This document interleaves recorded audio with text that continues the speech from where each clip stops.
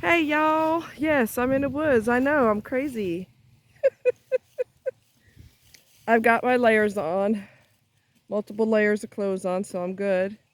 And I've got my super warm jacket, probably the one of the warmest jackets I own. One of the other warmest is a long coat, and I wear it when it's like it's a down coat and it's super warm regardless of how cold it is. As long as you wear your layers, you're good. Got my gloves. Supposed to do the S word tomorrow. Snow. I'm excited. Not really. Not really.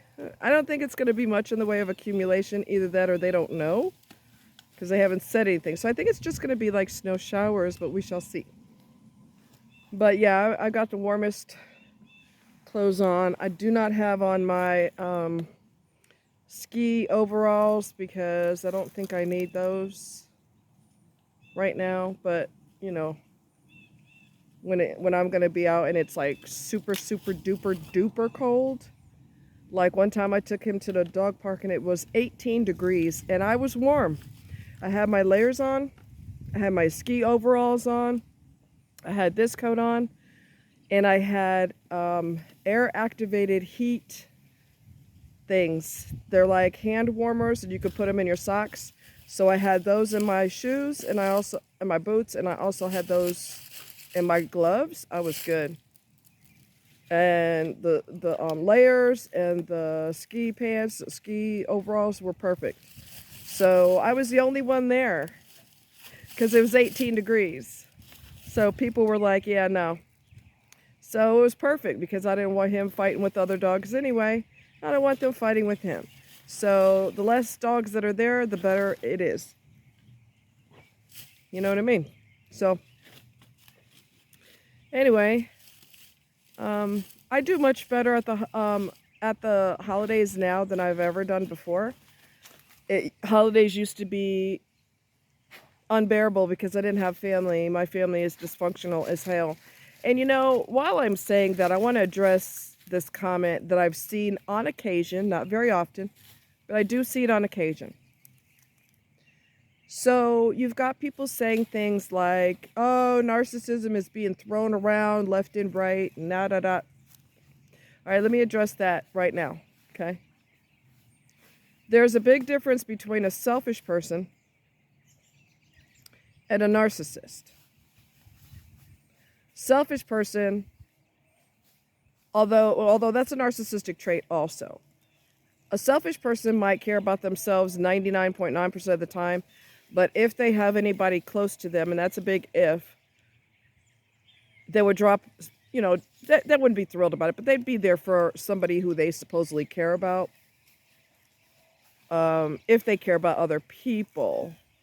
Narcissists, on the other hand, are selfish, liars, cheaters, abusive verbally. Some are abusive physically. They lie as easily as they breathe. Very easy to lie. Manipulating your mind, gaslighting. So do you see how many more symptoms go with something other than just selfish, okay? Although selfish is a narcissistic tendency. Now, if you look at the chain of generations, and I mean everybody's family in the entire world, okay? Look at the percentage of people. Let me see something here because my hands are starting to feel it. And I got my gloves, thank God.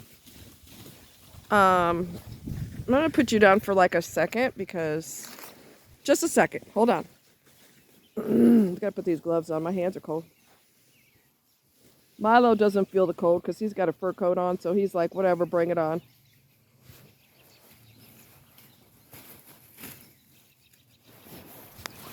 Okay, I'm back. Got my little gloves on. So if you look at all the families worldwide, what percentage of those people have dealt with their demons from their past? Oh, wait. How many people say worldwide, you know, before I have kids, I better make sure that I'm mentally stable enough to have kids. I need to address my demons from the past. I need to address you know, unresolved issues with my parents. I don't want to repeat the cycle when I have children. How many people think about that? Again, oh wait, not many, not many. Okay, so there's reasons for that. Number one, when you start off with people, you have dysfunctional people who don't have a care in the world. They just have kids because they want to have kids. They rarely think about, am I fit to be a parent?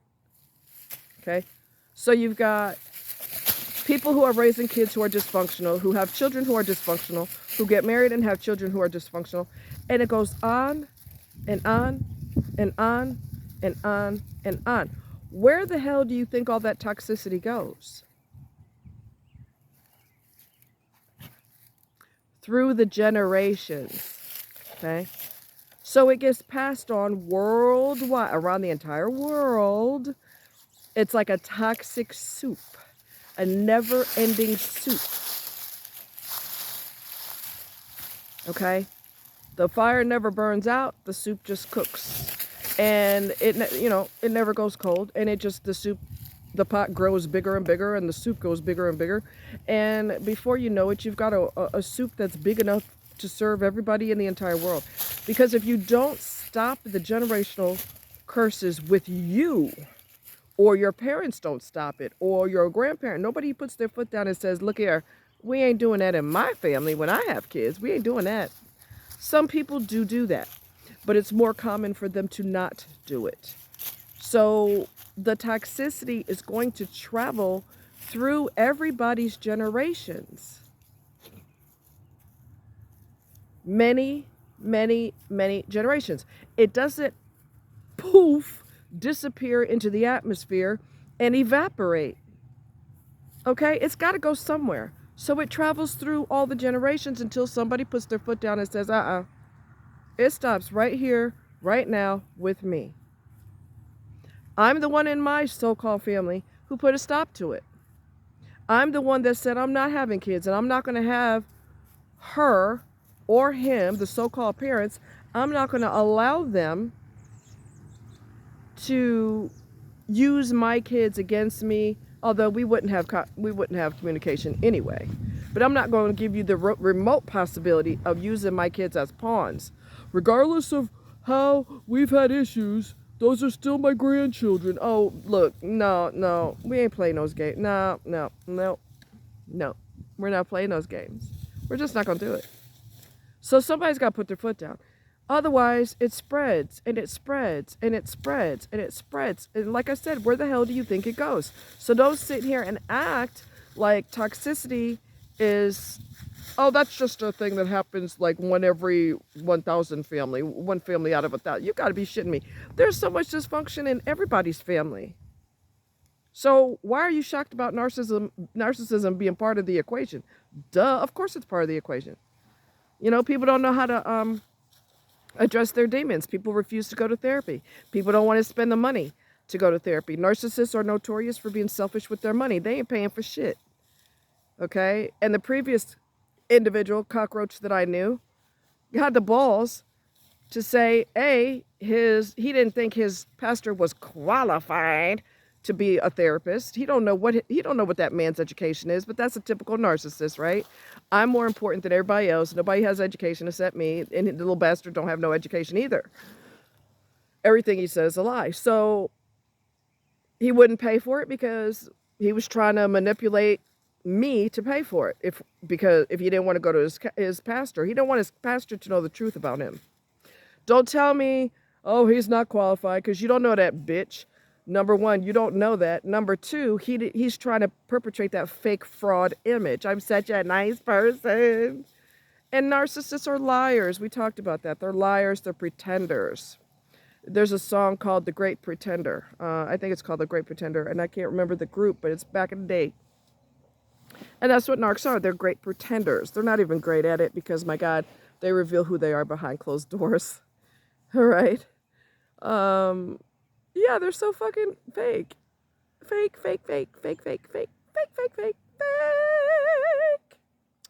Anyway, so, of course, all that toxins, all that has to go somewhere. Goes through the generations. Then, if you want to go biblical, as we said before, we talked about this before, narcissism is mentioned in the Bible. There wasn't a word for it back then, but it said people will be lovers of selves. It did not say 1 in a million families will be lovers of selves. It says people will be lovers of selves. All right? So in order to break the toxicity, in order to break the dysfunction, somebody in the family has to put their foot down and start and make a concerted effort to not only deal with their demons, but to make sure that they raise their children in a healthy manner. They have children that are raised in a healthy manner, et cetera, et cetera, et cetera. But here's another thing. Families are their own worst enemy, because even when you raise your kids right, we're going to go there, even when you raise your kids right, somebody in the family or a couple of people in the family don't want the toxicity broken, because that's what they're used to.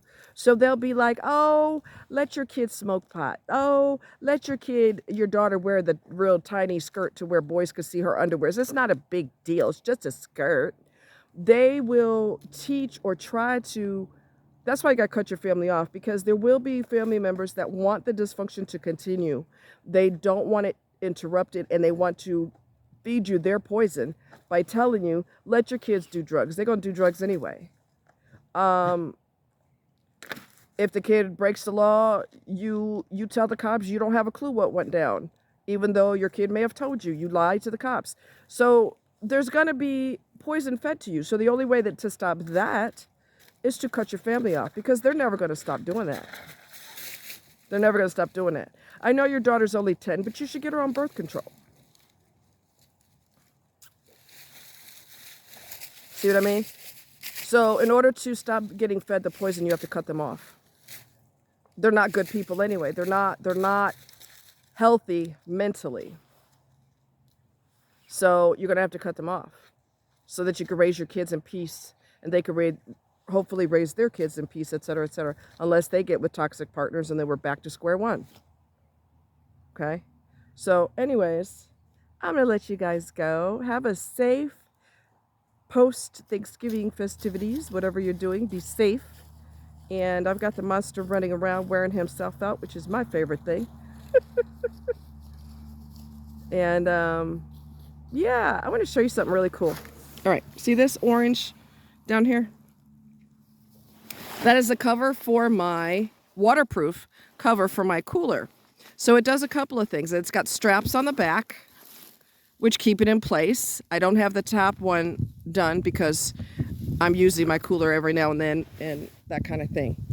But yeah, it's like a shower cap for my cooler. I got it on Amazon. If you're interested, I will put the information in the description bar. It's wonderful. It's waterproof. And because my cooler is white, because I didn't like the black one and they only had 2 colors, and I'm a color girl, I like bright, vivid colors. The brighter, the better. And they didn't have anything that I liked. They just had white and black. So I got the white, but I was relieved when I got the waterproof cover for it. So it keeps, your straps will get wet. So what? That's not a big deal. But everything that's in your cooler, your phone, your keys, your everything will be dry. So yeah, you need the cover, the cooler cover that has the straps the buckle in the back of it in 2 places, on the top and on the side, so that it stays in place. Okay? All right, y'all, I can't shut this out until I take my glove off. Y'all take care. Much love. Bye-bye.